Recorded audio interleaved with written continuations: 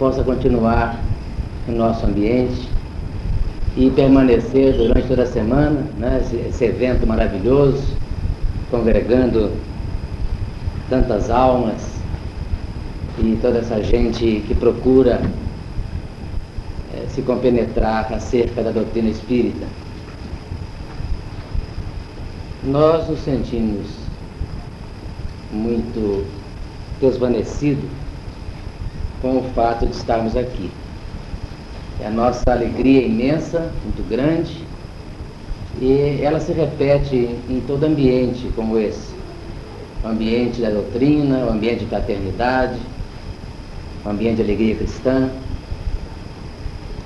E estava comentando aqui com o nosso companheiro, nós já conhecíamos uma parte da cidade, mas é a primeira vez que nós estamos numa casa espírita aqui em Divinópolis. Nós queremos que a nossa conversa desta noite, acerca de um tema tão agradável, acerca de uma posição espiritual tão maravilhosa, que é a de André Luiz, possa ser bastante descontraída, como nós gostamos. Nós, apenas como introdução, nós queremos dizer que trazemos aqui a presença da Confederação Espírita Pan-Americana, da qual somos o delegado aqui no Brasil, um dos delegados. O outro delegado é o nosso querido Divaldo, e responsável pela área do norte do nosso país. Trazemos também a nossa condição de membro do Conselho Superior da Federação Espírita do Rio de Janeiro. Nós somos do Rio de Janeiro, mas temos a nossa atividade também ligada à família aqui em Belo Horizonte, de modo que nós trazemos toda essa fraternidade para deixar com vocês. Esperamos que a nossa fala, a nossa conversa, como dissemos antes, descontraída, possa trazer alguma coisa que permaneça neste ambiente tão gostoso, tão fraterno, tão amigo, vibração tão boa quando entramos aqui. Agradecemos a doutora Eliane pela gentileza também do convite para virmos aqui, e nós precisamos deixar bem claro que a nossa pretensão é apenas de fazer com que paire nessa semana, nesses trabalhos todos, nessa região toda, dessa homenagem a André Luiz, possa pairar uma compreensão muito grande e que o resultado seja o melhor possível para todos nós. E para a doutrina, que se expande, que explode cada vez mais. A nossa honra é muito grande também por estarmos abrindo a semana. E temos certeza que nós somos aquela representação, aquela figura que deveria merecer esse privilégio. Mas, de qualquer maneira, em nome do Cristo e com a nossa boa vontade, nós aqui estamos. Temos a satisfação muito grande de sempre comentar que nascemos no lar espírita. Então, nós temos assim uma vivência um pouquinho já bem considerável acerca da doutrina. De modo que nós esperamos que um pouco da nossa experiência possa também ficar com vocês todos. E esperamos que estejam todos já bem compenetrados e que conheçam bastante já a obra do nosso mestre Kardec e possam também estar bem entrosados em tudo aquilo que nós vemos hoje. Nós estamos atravessando uma fase muito difícil da humanidade. E o Chico há pouco tempo comentando que o planeta está como se fosse uma casa em obras, sobrando poeira para todo lado. E nós que temos assim uma andança muito grande aí por várias capitais, por várias cidades, no próprio Rio de Janeiro, a gente percebe que de fato a situação é difícil e nós vemos que a violência tomou conta das ruas, dos lares, de todos os grupos sociais, e tudo isso faz com que a gente cada vez mais se compenetra a nossa obrigação de estarmos atentos com relação a isso, e a nossa obrigação de fazermos com que os preceitos do Evangelho do nosso Mestre Jesus e os preceitos da doutrina espírita possam ajudar a clarear os caminhos, ajudar a levar a compreensão, né, a tanta gente que precisa. E hoje nós sabemos, também percebemos que existe por parte das criaturas todas aquele cuidado, aquela ansiedade com relação ao futuro. E toda criatura, principalmente aquelas que não estão ligadas ainda a uma religião qualquer, ela tem essa preocupação, né? Na hora do sofrimento, da angústia, da dor, ela quer saber o que está acontecendo, o que vai acontecer depois do túmulo. E nós percebemos hoje, nós vemos na televisão, nós vemos nos jornais, né? E as publicações, os livros todos. Hoje entramos na livraria, compramos 2 livros que não conhecíamos, de autores americanos, falando exatamente sobre o pós-morte, né? De modo que esta é a preocupação de todos, quer dizer, aquela criatura se compenetrando de que a vida fica difícil e buscando uma outra realização, buscando uma esperança que possa fazer com que haja um pouco mais de paz, né? Um pouco menos de angústia, né? Nesses dias que nós estamos vivendo. De modo que, principalmente para os pais, principalmente para os jovens, nós sempre gostamos de dizer assim, a entidade pan-americana, a Confederação Pan-Americana, a qual a nossa Federação Espírita Brasileira está ligada, ela tem sede em Rafaela, na Argentina, em Santa Fé, de modo que é uma entidade também extraordinária que tem lutado, batalhado muito para que haja uma compreensão perfeita acerca dos preceitos da doutrina espírita, e que a doutrina espírita possa de fato levar a sua mensagem de esperança, a sua mensagem de equilíbrio, a sua mensagem de paz para todo mundo, toda a humanidade que sofre hoje. Acabamos de ver agora a guerra do Golfo Pérsico, uma incompreensão extraordinária. Acabamos de ver agora nossos artistas aqui no nosso teatro, né, falando, né, a respeito do egoísmo, daquela situação toda que nós criamos para nós. E nós vimos que a guerra no Golfo não foi senão do que o resultado da vaidade, do egoísmo, né, daquela materialidade que não leva a nada. De modo que isso aí são os pequenos flashes que nós gostamos sempre de lembrar, para que cada um de nós possa se compenetrar. E essa mensagem sempre nós gostamos, por recomendação da Confederação Pan-Americana, gostamos de levar mais dirigida para os jovens, né? Porque eles serão, daqui mais uns anos, serão aqueles que vão assistir aquela passagem, aquela mudança extraordinária que vai ocorrer no planeta, né? Está prevista, e os acontecimentos demonstram isso, nos comprova exatamente isso. E está havendo uma modificação, já começou. E nós lembramos também que ainda éramos jovens, quando na nossa casa, no culto do Evangelho no lar, às vezes as mensagens chegavam e dizendo isso: os tempos estão chegados, os tempos estão chegados. Então, há alguns anos atrás, e muito mais agora, né? Que a gente vê que a convulsão do mundo nos leva a isso. Então, nada mais importante do que os pais fiscalizando cada vez mais os seus filhos, fazendo com que haja uma união perfeita, uma compreensão que a família é a base de tudo, não tem outra saída, e também os jovens se compenetrarem disso, quer dizer, pegarem a sua bandeira, pegarem essa bandeira do Cristo, a bandeira do Evangelho, a bandeira da compreensão, do esforço próprio, para que a próxima etapa, agora nossa, seja realmente do mundo regenerador, né? Um mundo que não seja mais de expiação de provas, de sofrimento, de intranquilidade, de incompreensão, de injustiça, né? O que nós mais vemos aí também é a injustiça. Aí a doutora, nossa colega também, a gente fica às vezes revoltado quando nós estamos assim em frente aos juízes, a gente vê que não há compreensão da parte principal da vida, que é exatamente aquilo que se vive, aquilo que se experimenta a cada minuto, a cada instante, né?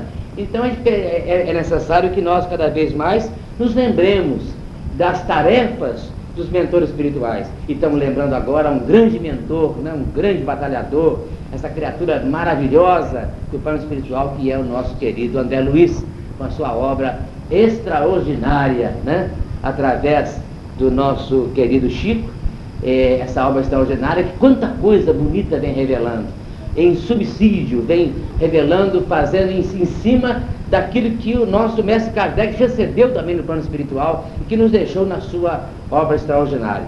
De modo que essas obras de André Luiz vêm de fato revivecer, vêm redobrar aqueles conhecimentos, vêm restabelecer tudo aquilo, qualquer pequena lacuna que pudesse existir com relação aos momentos, a modificação que a humanidade exige acerca da obra da codificação espírita.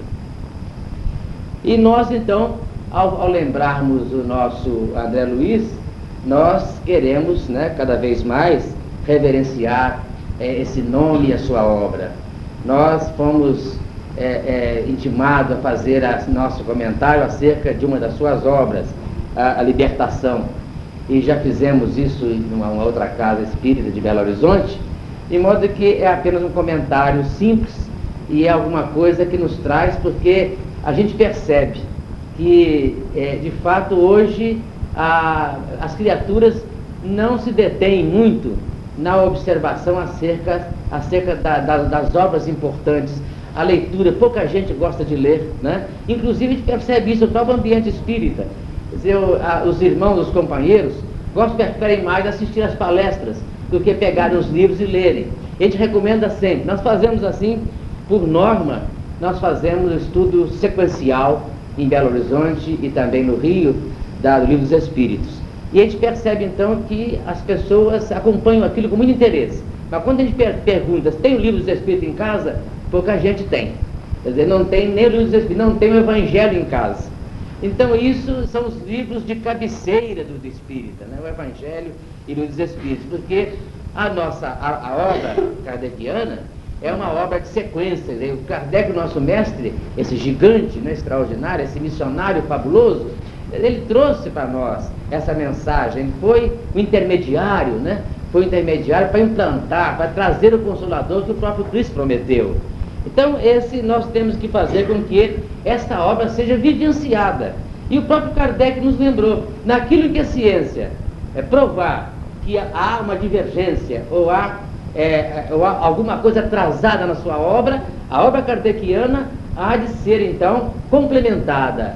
Ela há de ser então feita com que haja uma equiparação com aquilo que a ciência comum, a ciência profana, a ciência convencional demonstrar. Mas nós estamos vendo o contrário. Quer dizer, o Livro dos Espíritos, com 100 e tantos anos, 140 e tantos anos, nós vemos que hoje é que os cientistas, os primeiros do mundo, agora que eles estão trazendo à baila, nas suas descobertas, aquilo que Kardec nos deixou há 140 anos atrás.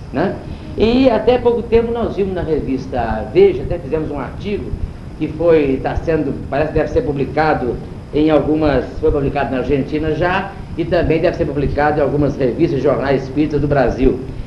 A revista Veja trouxe uma reportagem, vocês devem ter visto, uma reportagem acerca de um cientista lá em Cambridge, na Inglaterra, e esse cientista é Stephen Hawking. Ele é paraplégico, vê a fotografia dele na capa da revista, numa cadeira de rodas. Então a gente lê a reportagem e vê as respostas do Stephen Hawking, são rigorosamente idênticas às respostas que nós temos no Livro dos Espíritos acerca da matéria, acerca da energia. Então nós fizemos um artigo mostrando a equivalência que está havendo hoje na conceituação desse grande cientista, considerado o maior do mundo hoje, o Stephen Hawking, pela circunstância com que ele se desincumbe da sua missão extraordinária como espírito reencarnado. E Stephen Hawking não fala, Stephen Hawking não escuta. Ele transmite as suas aulas na Universidade de Cambridge, ele transmite suas aulas através de 2 dedos da mão esquerda, ligados a um computador. Escreve livros, fala com seus alunos, conta suas histórias, é uma coisa extraordinária. É casado, tem filhos, uma coisa maravilhosa. Então, Stephen Hawking é a comprovação mais evidente que nós temos da reencarnação. Quer dizer, um espírito maravilhoso, perfeito, até há uma suposição de que ele seja a reencarnação de Galileu Galilei, porque inclusive ele ocupa hoje, nessa universidade, a cadeira número 20, que era de Isaac Newton. Então a gente vê que a gente conversa essas coisas e transmite essas coisas, mas a gente nota que nós não somos realmente nada diante da beleza, da grandiosidade, da verdade que é a doutrina espírita, né? E cada vez mais, ainda mais na nossa profissão, a gente vê tanta coisa importante, e a gente chega com aquela vontade enorme de que cada criatura que não está atrelada ainda à compreensão de alguma coisa importante além da matéria, pudesse realmente reconhecer isso, né? Mas infelizmente nós não podemos fazer nada. A nossa vontade é enorme. Quando nós escrevemos, quando falamos para as plateias leigas, as plateias que não são espíritas, há pouco tempo fizemos uma palestra dentro do seminário no Rio de Janeiro, seminário de pastores protestantes. Fomos convocados para falar sobre doutrina espírita. Então a gente percebe assim aquela distância enorme que existe entre os conceitos de nossos irmãos. Por sinal, nós temos grandes amigos no Rio, principalmente, na igreja metodista, na igreja protestante, mas os conceitos deles estão assim, uma imensidão, né, uma distância imensa dos nossos conceitos. E conceitos nossos que são fáceis. Quer dizer, crianças e criaturas que nunca frequentaram nenhuma escola, né, chegam a compreender, nos comprovando, de fato, a existência daquela mente que já viveu muitas vidas, né, a evolução. Mas, então nós gostaríamos que todo mundo hoje, gostaríamos que até o presidente da República, o seu Collor, né, pudesse compreender um pouquinho mais, porque seria muito mais fácil dirigir um país como o nosso, se houvesse um pouquinho mais de compreensão acerca desses conceitos, né? Então, sem nenhum radicalismo, né? Sem nenhum radicalismo, que a gente isso aí, não, a gente tem que afastar de nós. Mas o nosso afã, a vontade imensa que toda criatura pudesse entender um pouquinho, toda criatura pudesse ter a sua igreja, pudesse frequentar com aquela compreensão enorme do que seja realmente a vida espiritual. Mas então, nós vamos fazer aqui nossa consideração acerca desta magnífica obra do nosso querido André Luiz, né? Libertação. E nós podemos, em princípio, comentar para aquelas criaturas, aqueles irmãos nossos, que ainda não abriram esse livro, que não conhecem, nunca leram, né? E a gente também, nós temos lido há muitos anos já, a gente vê aquela sequência, pesquisa muito, e nós temos, infelizmente, não dá para aquela vontade que a gente tem de pesquisar sempre, de ler tudo. Nós temos uma biblioteca grande em casa, e aí já herdamos do nosso pai, né, da minha mãe e dos meus parentes e tal, e vai acumulando aquilo tudo, mas a gente não tem mais, não tem tempo, não tem maneira, não tem condição material nem física para ler tudo que tem vontade de ler.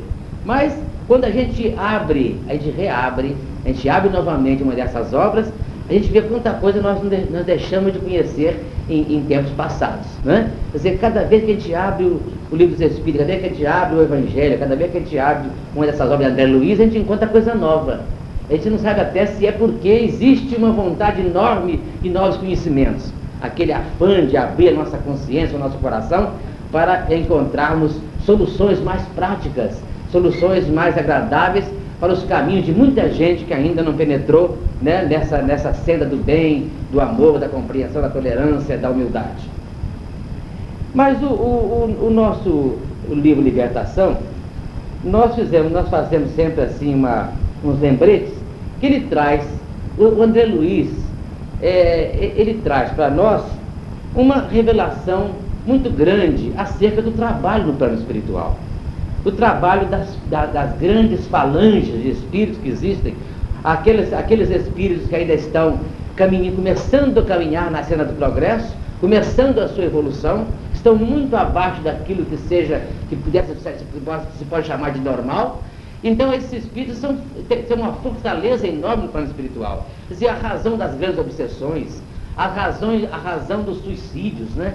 dos descaminhos, das desavenças nos lares. Quer dizer, esses espíritos são realmente aqueles que praticam tudo aquilo que é contrário ao Evangelho, mas fazem isso conscientemente.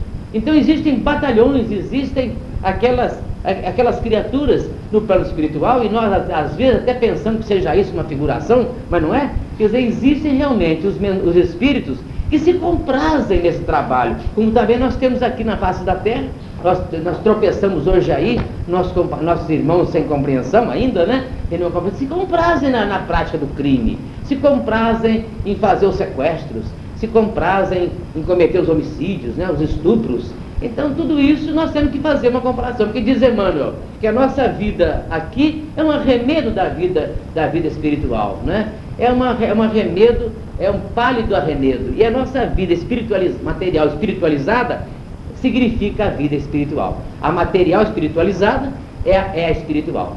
Então, nós temos que de fato entender assim. Se nós estamos vendo essa confusão toda, tantos espíritos aqui encarnados que se comprazem a fazer isso, vimos agora na televisão, né, aquele jovem nos Estados Unidos, né, que a gente fica até sem poder dizer, interpretar como é que pode uma criatura encarnada, como é que pode um espírito encarnado, né, se compenetrar, ter prazer, ter satisfação em eliminar a vida de 18 ou 19 criaturas, né, guardar aqueles pedaços de carne, pedaços do corpo físico na própria geladeira. Assim, então a gente vê que existe, assim, de fato, alguma coisa especial que deve ser desvendada, que deve ser estudada, meticulosamente estudada, né, para a nossa satisfação pessoal, porque a gente não chega a compreender como é que pode isso. Se nós, cada um de nós aí, chega a ter até, não ter coragem de exterminar uma formiga, uma barata, né? Acabar com um inseto qualquer, e as criaturas. Então, da maneira que existe aqui no plano espiritual, material, tem também no plano espiritual. É isso que o André Luiz revela no livro Libertação. Quer dizer, existe inclusive um fato aqui, né, no livro, é da Margarida, é um caso de obsessão, de vampirismo, em que a entidade quase acaba com a mulher, quase acaba com a moça, com a senhora, né? Então ele conta como é que foi. E os conchavos têm que fazer no plano espiritual, as concessões que os espíritos superiores têm que fazer aos espíritos, aos maus espíritos, né? Aos espíritos inferiores, que se comprazem na prática do bem, pela vingança, pelo ódio. Então tem o personagem principal da nossa história, é o Saldanha, é o comandante de uma pleia de espíritos que só fazem o mal. Quer dizer, ele é o líder. Então o Saldanha fazendo isso porque por vingança, e o mentor espiritual André Luiz pergunta a ele, inclusive, por que é feito isso? No caso da Margarida, que estava lá quase desencarnando, né, por causa do vampirismo, das formas ovoides, daqueles espíritos que não tem nem forma de perispírito, nem forma física eles têm. É um amontoado de matéria, daquela matéria especial, né, do perispírito, de energia, amontoada, como descreve André Luiz, as regiões do plano espiritual, onde estão essas formas ovoides, formas horrendas, né? Então, ele diz assim, não é porque o meu filho foi condenado pelo pai do marido da Margarida, a juiz foi condenado. Então, a vingança dessa criatura, houve suicídio no caso, então isso passa para o plano espiritual. Passa para o plano espiritual, então faz com que não haja, de fato, assim, uma maneira fácil de se fazer a desobsessão. Mas o caso da Margarida, e nós não vamos até talvez ler alguns tópicos aqui interessantes, importantes, mas o caso dela nos deixa assim atônitos, né? Deixa assim todos nós, aqueles que leem, ficam assim admirados de ver como é que a coisa se processa. Porque muita gente, no nosso ambiente mesmo, ambiente espírita, muita gente chega a desacreditar da eficácia, da eficiência do trabalho de desobsessão. E nós, né, nós também frequentamos uma reunião de desobsessão em Belo Horizonte, Centro Oriente, e algumas do Rio de Janeiro ainda, semana passada nós fomos a uma. Então, a gente percebe o esforço, o trabalho que é feito pelo plano espiritual para convencimento desses espíritos que se comprazem em fazer o mal, se comprazem em praticar, em levar as criaturas por vingança, né, levada aqui do plano material, ainda da última encarnação, por vingança, e acabar com a vida das criaturas, né, fazer com que haja aquele transplante, haja aquela transposição de matéria, acabar essa encarnação. Então, se as criaturas não forem esclarecidas, né, acabam indo então à desencarnação prematura. Há poucos dias em Belo Horizonte, está fazendo hoje talvez um mês, houve a desencarnação de uma criatura por suicídio. É uma senhora, mãe de 3 filhos, e uma filha engenheira, uma filha cirurgiã dentista, e um rapaz de 19 anos também.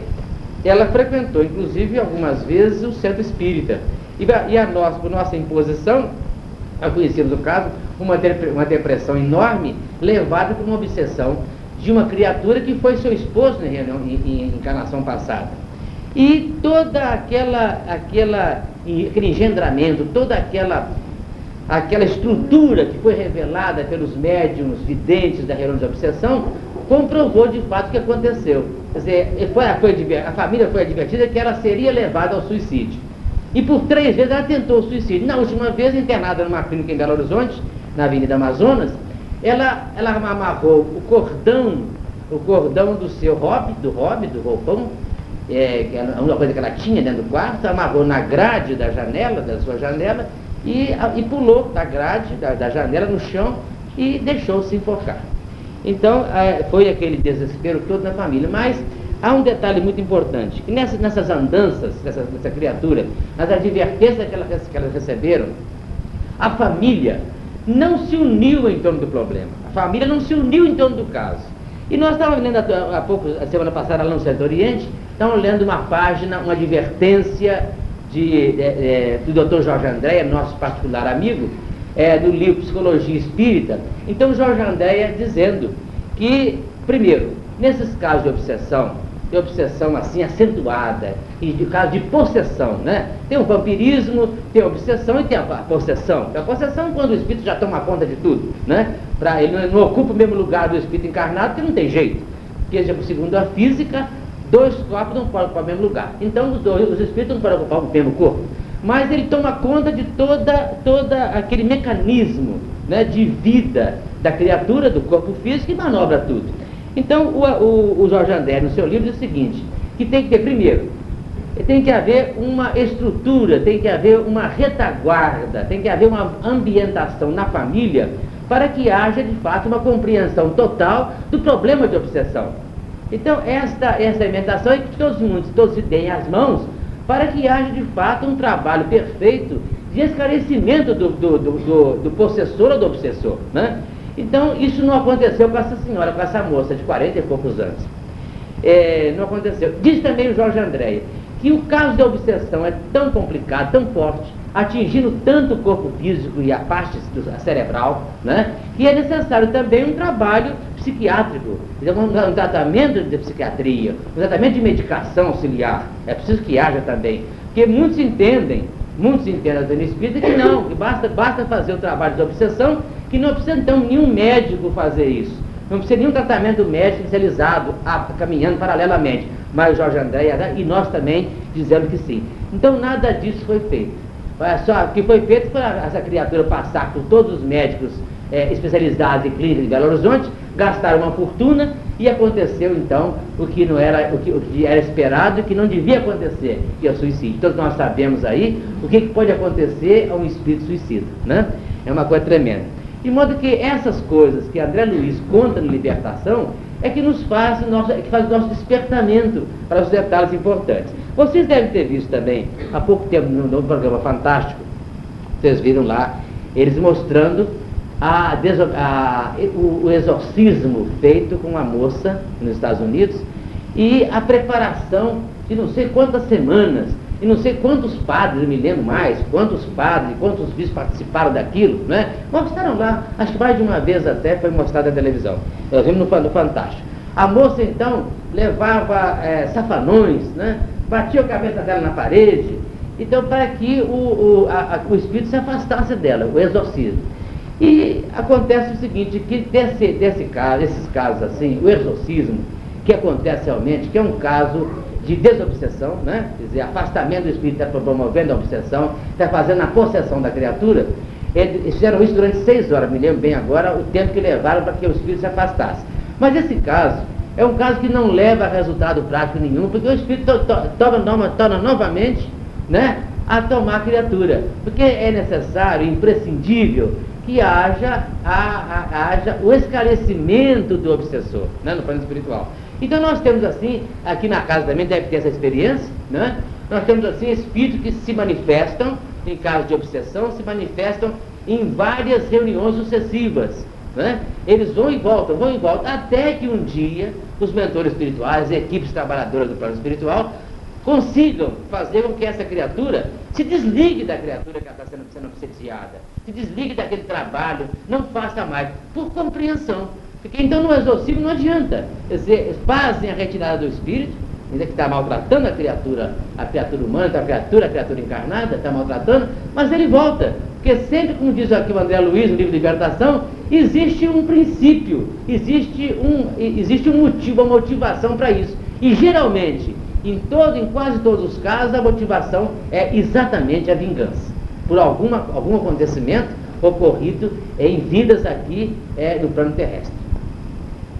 Mas o importante então desse livro também é que o Emmanuel, nosso maravilhoso Emmanuel, ele faz a apresentação do livro Libertação, de André Luiz, mas nos contando, é tão bonita que vale a pena que nós, mais uma vez, lembremos, para ficar bem gravada conosco, porque é a lenda do peixinho vermelho. Ele compara o trabalho, Emmanuel compara o trabalho de André Luiz ao que o peixinho vermelho fez. Vamos ver aqui agora o trabalho que ele realizou com relação ao seu grupinho social, em relação ao lago onde ele vivia, né? André Luiz viveu conosco, André Luiz desencarnou e disseram para ele no plano espiritual, quando desencarnou, que ele teria sido suicida. Ele admirou, mas eu suicida? Sim, suicida, porque você foi um gastrônomo, você foi um alcoólatra, né? Então, esse é o suicídio que nós praticamos também, quando nós não temos aquela regra de vida material que nos permite, né, uma consequência perfeita, agradável da nossa vida ao longo de toda a nossa existência. Aquela existência que nós temos marcada quando nós encarnamos, né? O tempo certo, o nosso perispírito é marcado por aquela dimensão certinha, aqueles anos todos direitinho.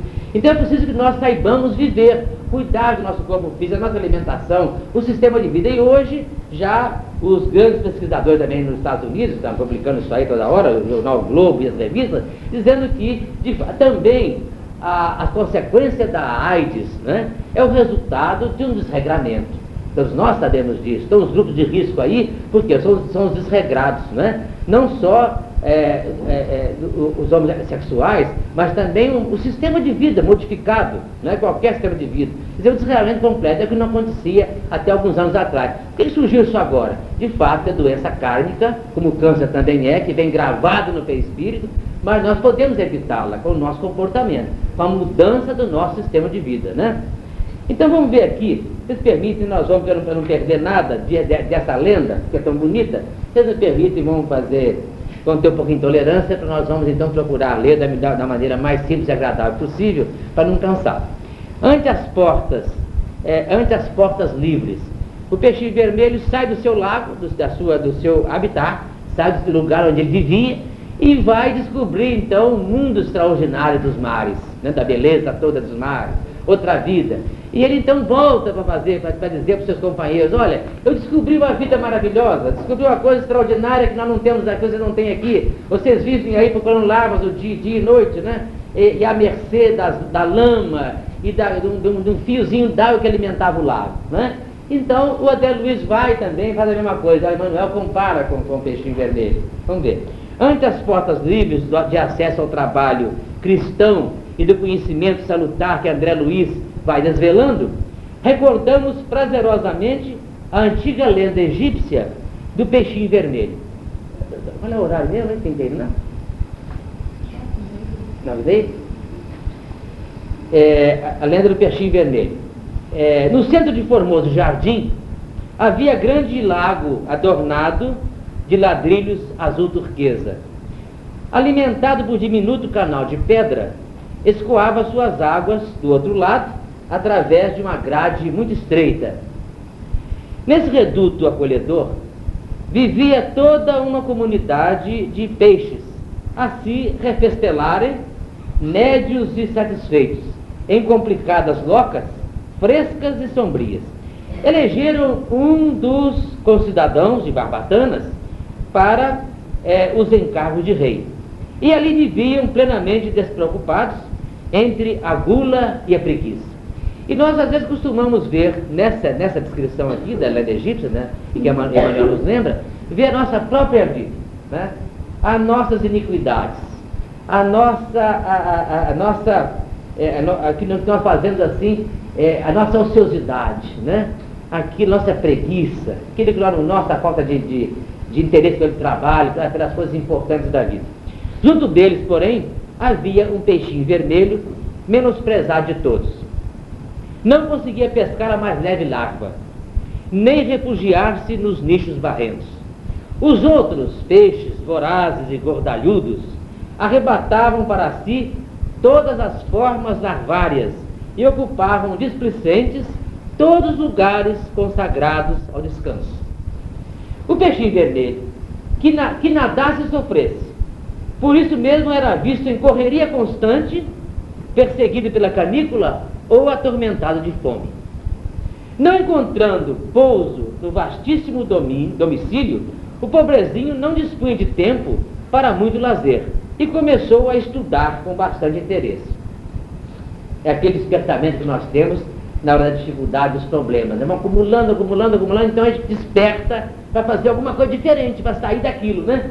E nessa hora que vem aquela nossa vontade, necessidade de orarmos e fazer o nosso colóquio com o Pai Celestial, a nossa intimidade com Maria Santíssima, a nossa ligação com o Mestre Jesus, para que nos intua, e nossos mentores também, para que nós possamos então sair da dificuldade. Fez o inventário, o peixinho vermelho, de todos os ladrilhos que enfeitavam as bordas do poço. Arrolou todos os buracos nele existentes e sabia com precisão onde se reuniria maior massa de lama por ocasião dos aguaceiros. Depois de muito tempo, à custa de longas perquisições, encontrou a grade do escoadouro, a gradezinha onde saía a água do escoadouro do lago, né? À frente da imprevista oportunidade de aventura benéfica, refletiu consigo mesmo: não será melhor pesquisar a vida e conhecer outros ramos? Não será melhor pesquisar a vida e conhecer outras paragens, outros lugares? Perguntou o peixinho vermelho para ele mesmo. Optou pela mudança. Apesar de macérrimo pela abstenção completa de qualquer conforto, magrinho, imperfeito, perdeu várias escamas, com grande sofrimento, a fim de atravessar a passagem estreitíssima.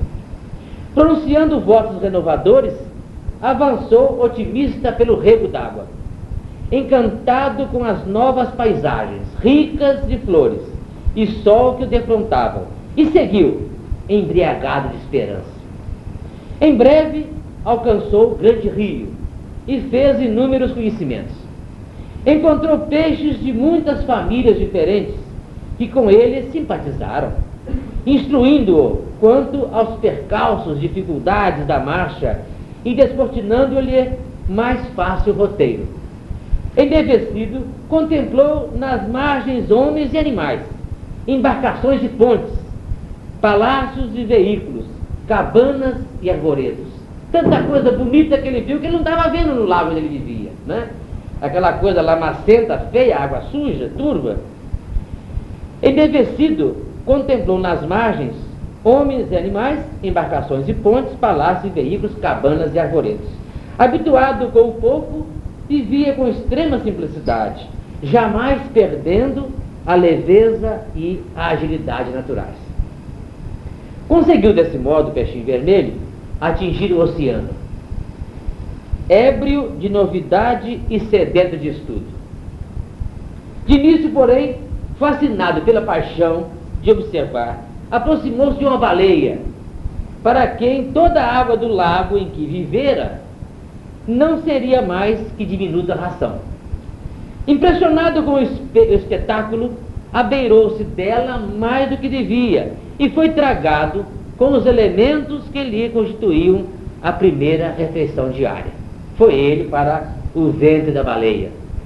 Em apuros, o peixinho aflito orou ao Deus dos peixes, rogando proteção no bojo do monstro, e não obstante as trevas em que pedia salvamento, sua prece foi ouvida, porque o valente cetáceo começou a soluçar e vomitou, restituindo-o às correntes marinhas. Olha só o resultado da nossa prece no momento preciso, né? O resultado da nossa vibração, da expedição que nós fazemos de energias, né? Que são sempre recebidas, trabalhadas e o resultado vem para nós. O pequeno viajante, agradecido e feliz, procurou companhias simpáticas e aprendeu a evitar, daí para frente, os perigos e tentações. Plenamente transformado em suas concepções do mundo, passou a reparar as infinitas riquezas da vida. Depois dos nossos problemas, dificuldades, depois das nossas doenças, né, de tudo aquilo, das contrariedades, nós então é que nos refazemos diante da verdadeira vida e vamos então fazer as reflexões e então conseguirmos de fato aquilo que nós precisamos. Encontrou plantas luminosas, animais estranhos, estrelas móveis e flores diferentes no seio das águas. Sobretudo descobriu a existência de muitos peixinhos, estudiosos e delgados, tanto quanto ele, junto dos quais se sentia maravilhosamente feliz. Vivia agora sorridente e calmo, no Palácio do Coral, que elegera com centenas de amigos para residência ditosa.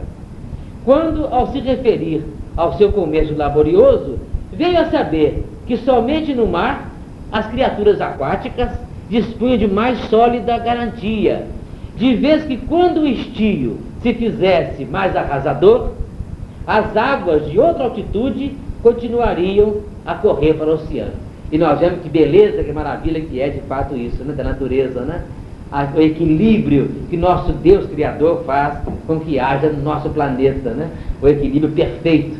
Quer dizer, quando o nível do mar, quando há a falta de alimentação de um lado, do outro lado do mundo existe o degelo e vai novamente alimentar e vai novamente garantir o nível do nosso mar, né? Então não acontecia isso no lago do Peixinho Vermelho. E quando havia o estio, o lago baixava e já sobrava lama. E algumas locas eles pudessem ficar. E ele não tinha essa oportunidade, porque os grandelões tomavam conta dos lugares onde ele poderia buscar alguma coisa para ele sobreviver. O peixinho pensou, e sentindo imensa compaixão daqueles com quem convivera na infância, deliberou consagrar-se à obra do progresso e salvação deles. É aquilo que nós sentimos quando vemos assim uma coisa boa, uma coisa gostosa, quando temos assim uma sensação diferente, né, agradável, nós queremos que todo mundo que está em volta de nós veja também sinta isso, né? Vê na televisão um programa, fulano, vem cá, vê isso, é aquilo que nós sentimos de gostoso, de bom, nós queremos repassar às criaturas que nós amamos, né? Ele sentiu isso também. Olha, por que eu não vou voltar? Será que eu devo voltar lá? Quer dizer para os meus companheiros, o que eu descobri aqui? Que beleza que existe além do lago onde ele vivia. Não seria justo regressar e anunciar-lhes a verdade? Pergunta para ele mesmo. Não seria nobre ampará-los, prestando-lhes a tempo valiosas informações? Não hesitou. Fortalecido pela generosidade de irmãos benfeitores, que com ele vivia no Palácio de Coral, empreendeu comprida viagem de volta. O nosso querido André Luiz chega no plano espiritual, vê tanta coisa extraordinária, tanta beleza, né, tanta coisa diferente, vê a verdadeira vida, a vida definitiva, a vida eterna, tudo diferente. Ele vem correndo para volta ao plano material, volta ao plano terreno, para dizer para todos nós o que ele viu, para lembrar para todos nós que existe de fato uma vida impressionantemente maravilhosa e diferente, com a qual nós temos que também nos identificar quando saímos desta vida. Ele vem cá e nos anuncia isso, e com dificuldade tremenda. Nós sabemos que o espírito desencarnado, quando está em regiões superiores, ele tem que se revestir, né, de matéria diferente, de fluidificação diferente, para penetrar nesta atmosfera pesada, dura, difícil, contaminada, que é do nosso planeta, né, com relação ao plano espiritual. Então, o peixinho vermelho também resolveu fazer isso, e com enorme dificuldade ele volta ao seu lago, ao lago da sua vida anterior. Tornou o rio, do rio dirigiu-se aos regatos, e dos regatos se encaminhou para os canaizinhos que o conduziram ao primitivo lar. Agora vamos ver aqui, vamos defrontar aqui agora, nessa lenda aqui, nessa comparação de Emmanuel com o peixinho vermelho, vamos defrontar com a ingratidão das criaturas. Aquela ingratidão, aquela maneira diferente com que as criaturas recebem a nossa mensagem, a nossa vibração de carinho, de amor, de compreensão, de tolerância, né? A nossa vontade de administrar um ambiente gostoso para todo mundo. Então, como as criaturas recebem isso? Esbelto e satisfeito, como sempre, pela vida de estudo e serviço a que se devotava, varou a grade e procurou ansiosamente os velhos companheiros. Estimulado pela proeza de amor que efetuava, supôs que o seu regresso causasse surpresa e entusiasmo gerais. O presidente Vermelho pensou que fosse ser recebido lá com comício por todas as praças do lago, fosse ser recebido com uma festa enorme, banda de música, né? E aquela alegria enorme. Então vem aí a decepção dele. Estimulado pela proeza de amor que efetuava, supôs que seu regresso causasse surpresa e entusiasmo gerais.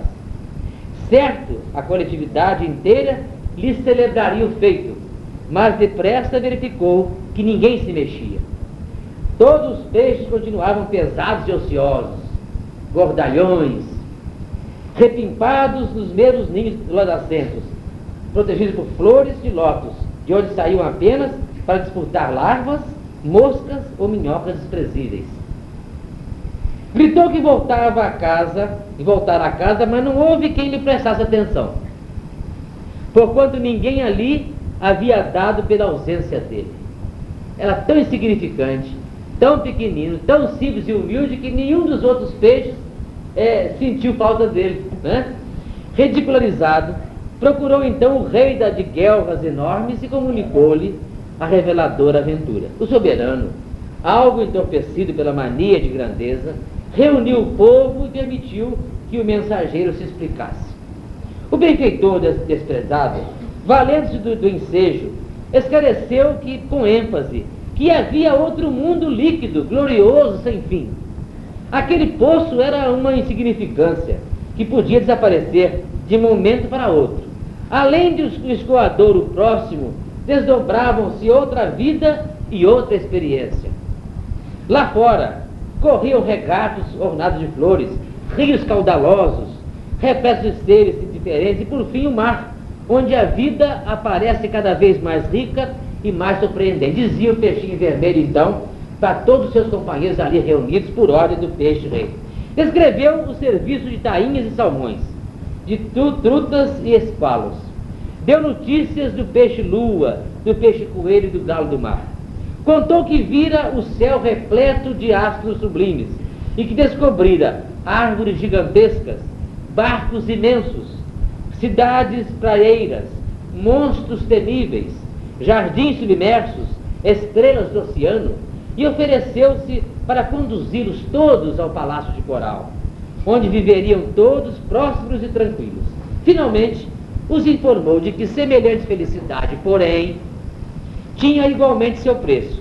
Deveriam todos emagrecer, ficar sem comer, convenientemente abstendo-se de devorar tanta larva e tanto verme nas locas escuras, e aprendendo a trabalhar e estudar tanto quanto era necessário a aventurosa jornada, porque eles precisavam passar pela grade de ferro, pela porta estreita, pela gradezinha estreita, para poder atingir o riacho, atingir o regato, atingir o rio e depois o mar. Assim que terminou, gargalhadas estridentes coroaram-lhe a preleção. Ninguém acreditou nele. Alguns oradores tomaram a palavra e afirmaram solenes que o peixinho vermelho delirava, que outra vida além do poço era francamente impossível, que aquela história de riachos, rios e oceanos era mera fantasia de cérebro demente, e alguns chegaram a declarar que falavam em nome do Deus dos peixes, que trazia os olhos voltados para eles, unicamente para eles daquele lago. O soberano da comunidade, para melhor ironizar o peixinho, dirigiu-se em companhia dele até a grade de escoamento e, tentando de longe a travessia, exclamou borbulhante: não vês que não cabe aqui nenhuma só de minhas albatanas? Grande tolo, vai-te daqui, não nos perturbes o bem-estar. Nosso lago é o centro do universo. Ninguém possui vida igual à nossa. Expulso a golpes de sarcasmo, o peixinho realizou a viagem de retorno e instalou-se em definitivo no Palácio de Coral, aguardando o tempo. Depois de alguns anos, apareceu pavorosa e devastadora seca. As águas desceram do nível e o poço onde vivia os peixes pachorrentos e vaidosos esvaziou-se, compelindo a comunidade inteira a perecer atolada na lama. O esforço de André Luiz, agora mostra Emmanuel, o esforço de André Luiz, buscando acender luz nas trevas, é semelhante à missão do peixinho vermelho. São palavras finais de André Luiz na introdução do livro Libertação. Encantado com as descobertas do caminho infinito, realizadas depois de muitos conflitos no sofrimento, volve André Luiz aos recôncavos da crosta terrestre, anunciando aos antigos companheiros que além dos cubículos em que se movimentam, resplandece outra vida, mais intensa e mais bela, exigindo, porém, acurado aprimoramento individual para a travessia da estreita passagem de acesso às claridades da sublimação. Fala, informa, prepara e esclarece. Há, contudo, muitos peixes humanos que sorriem e passam entre a mordacidade e a indiferença, procurando locas passageiras ou pleiteando larvas temporárias. Esperam um paraíso gratuito com milagrosos deslumbramentos, depois da morte do corpo. Mas sem André Luiz e sem nós, diz Emmanuel, sem os mentores espirituais, humildes servidores de boa vontade, para todos os caminheiros da vida humana, pronunciou o pastor divino as indeléveis palavras: a cada um será dado de acordo com as suas obras. Então nós vemos que a simples apresentação do livro, o simples lembrete, a simples menção de Emmanuel dessa linda lenda egípcia, do peixinho vermelho, nos traz assim, descortina para nós assim um horizonte extraordinário acerca da nossa vida, A cada um de nós tem que fazer questão de ser o peixinho vermelho, aquele que descobre as coisas, aquele que vai avante, que supera as dificuldades, os problemas da nossa vida material, tudo que acontece conosco no dia a dia. Então nós temos que estar com a nossa fé, a nossa confiança, a nossa vontade de vencer, pautados sempre no Evangelho, naquilo que nos traz, nos manda, como essa linda página de Emmanuel, os mentores espirituais, fazer com que nós possamos de fato nos despregar das dificuldades terrenas, de tudo isso que nos acontece no dia a dia, dos problemas todos, e nós então vivemos sempre empenhados em manifestar a nossa descrença, todo o nosso negativismo, existem criaturas por aí que não sabem fazer outra coisa a não ter se queixar da vida. Há pouco tempo nós lemos no Reformador também uma mensagem lindíssima a esse respeito, mostrando que cada um de nós tem que deixar aquela mania de falar, de fazer com que as coisas negativas tomem conta do nosso dia a dia, do nosso instante. Desde que levantamos, estamos vivendo dificuldade na nossa frente, Então temos que fazer com que isso desapareça da nossa mente, a nossa vontade férrea. Nós sentimos que nós somos a energia do próprio Deus Criador, nós somos energia pura, Nós somos aquilo que nós nos referimos antes e que o nosso Stephen Hawking, lá em Cambridge, falou há pouco tempo, dando entrevista na revista Veja, dizendo que tudo que existe no mundo, tudo que existe na nossa vida, tudo que nós temos, nós somos, tudo que está em volta de nós, é energia transformada. Isso está lá nos livros espíritas, as questões de 29 a 32. Há 150 anos atrás, Kardec escreveu isso, por ordem espiritual, que tudo que existe na nossa vida, tudo em torno de nós, é energia modificada. Ele ainda fala no próprio vento, fala na cor, fala numa bigorna, quer dizer, coisas diferentes para nós, mas que tudo é energia, tudo é matéria modificada, Então, o que nós temos que fazer, a nossa mensagem maior do livro da Libertação é essa, quer dizer, abrindo o livro, e daí para frente nós vemos então aquela história, aquela narrativa de André Luiz, com seus mentores, seus instrutores espirituais no plano espiritual, coisa mais lógica que existe, coisa mais tranquila e certa, do que hoje, nós já comentamos antes, tudo que nós fazemos é visando de fato o nosso mundo superior, é visando alguma coisa que existe fora desse círculo pequeno em que nós vivemos, né? A nossa casa, o nosso caminhar para o trabalho, o nosso ambiente de trabalho, nosso núcleo social. Quer dizer, existe muita coisa além disso. E nós temos que descobrir isso através da nossa boa vontade, nossa fixação nas coisas importantes da vida, nossa reflexão. A coisa mais importante que a criatura tem que fazer, a criatura, a espírita principalmente, é a reflexão, é o parar para pensar, para meditar, para refletir, para ver a natureza, para descobrir nas mínimas coisas da natureza o gigantismo que é a obra do Senhor, a obra do Criador dos mundos, do universo.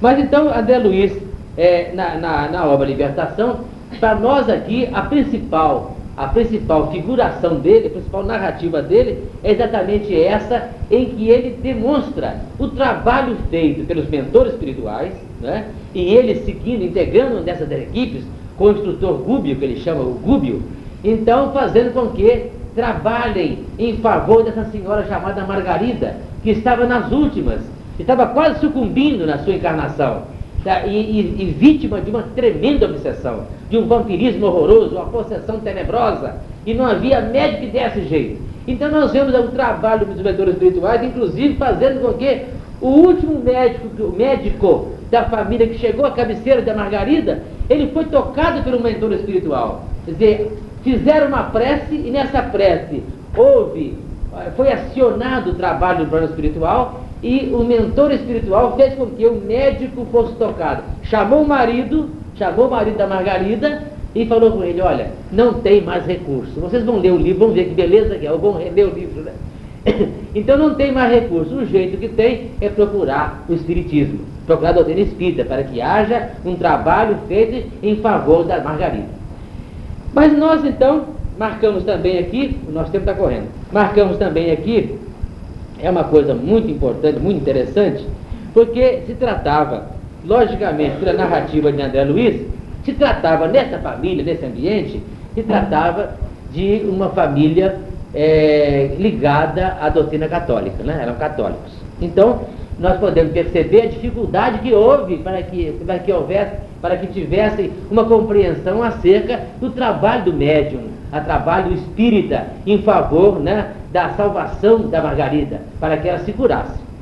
Ela afinal fica livre da obsessão e se transforma realmente e recupera toda a sua vida normal. Mas nós temos na nossa própria casa, na nossa própria família, tivemos um fato muito importante, e que nós sempre relatamos isso, e quando nós lemos esse fato contado por André Luiz, esse fato aconteceu com a Margarida, com relação à sua ligação com a Igreja Católica, a nossa mãe médium, e nós dissemos que desde a nossa avó, também espírita, então a minha mãe, ela fazia parte da congregação das Filhas de Maria, porque, e até hoje acontece isso também, nós sempre lá no centro, nós sempre percorremos no Rio, ou São Paulo, até na Argentina, nos perguntam depois das nossas conversas, se há algum problema e nós continuarmos frequentando a Igreja Católica, e a igreja e a missa? Não, absolutamente não há problema nenhum, pode continuar, que não deve fazer coisas que possam fazer um desregramento e um desequilíbrio na mente da criatura. Mas a minha vida, então existe assim, ainda mais aqui eu me encontrar aqui no Centro do Oriente, é um ambiente assim de muita rotatividade, né, das criaturas que comparecem lá. São reuniões de 500 pessoas, 400, 500 pessoas nas principais reuniões, terça e quinta-feira. Então toda aquela gente, né, que quase todas são católicos, e alguns protestantes, alguns evangélicos, mas vão ao centro buscar o receituário, né? Então, depois fazem questão de pergunta como é que eu faço isso, estão recomendando aqui os passos, os dias tais, estão recomendando na receita aqui o culto evangélico lá, como é que se faz isso, e nós podemos, a gente explica, nós podemos continuar frequentando a Igreja Católica, a nossa missa? Pode frequentar. Então, a minha mãe, a minha avó também, dessa conceituação assim, que também dependia de uma organização católica, que ela vivia numa casa que era administrada por irmãs de caridade, uma casa, um conjunto de casas que ela oferecia às viúvas, a minha avó era viúva. Então a minha mãe frequentava a igreja. Num belo dia, durante a missa, ela desmaiou, né? Ela foi, então, ela teve um processo de incorporação de seu guia espiritual, e ela ficou assim, nesse estado, durante 20 dias. E não havia quem desse jeito, até que uma vizinha, uma pessoa lá, recomendou: olha, o senhor fulano, que é espírita, frequenta, não, fala baixinho isso, ele frequenta o centro espírita, então ele pode levar a Marieta para ser, então, receber um tratamento lá no centro dele. Então foi feito isso.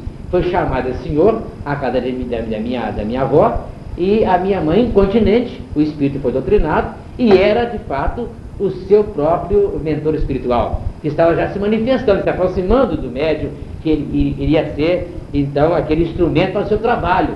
E ela fez esse trabalho durante 86 anos, desencarnou agora há pouco tempo. Então, esse acontecimento, né, vejam só, dentro da igreja, na missa, aconteceu também agora André Luiz descrevendo o ambiente.